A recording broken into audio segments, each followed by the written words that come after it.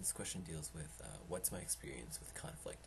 How have I dealt with difficult situations in the past? How do I deal with people who have opposed me? And I think, again, this goes back to the idea of education and learning. There's a book that I read for a class I took this past fall called Difficult Conversations. And it's all about, getting into that somewhat awkward, somewhat conflicting conversation with someone else and the problems that are associated with it. And their overarching strategy is that you reframe it not in terms of who's right, who's wrong, who's at fault, the conflict, the main points of tension, but you reframe it as a learning conversation. So instead of trying to point fingers, you're trying to learn from it, saying, well, what happened to create this? How did things go wrong? What can I do differently next time?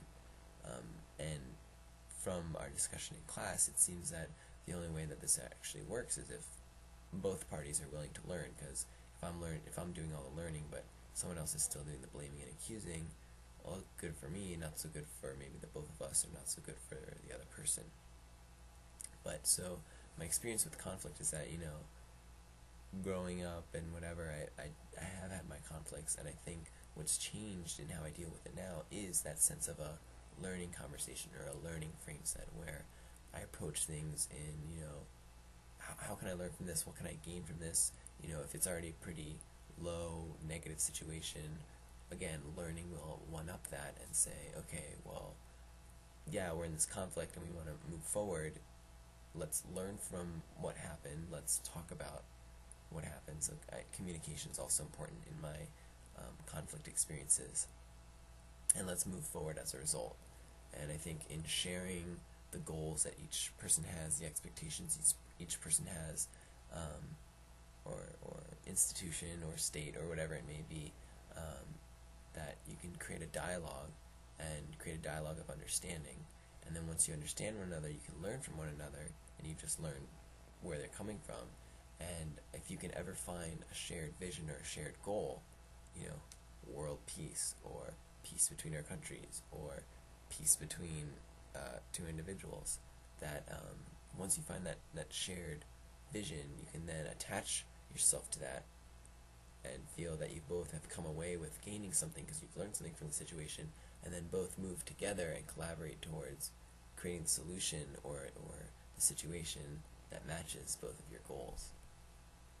I mean, sometimes goals are in conflict, and I think when it comes into that situation, compromise is necessary, and there's a reason that people have differing goals, and I think that one has to be, again, open and willing to hear the other person, to incorporate maybe their goals into their own, so that you can work towards a shared vision, a shared goal.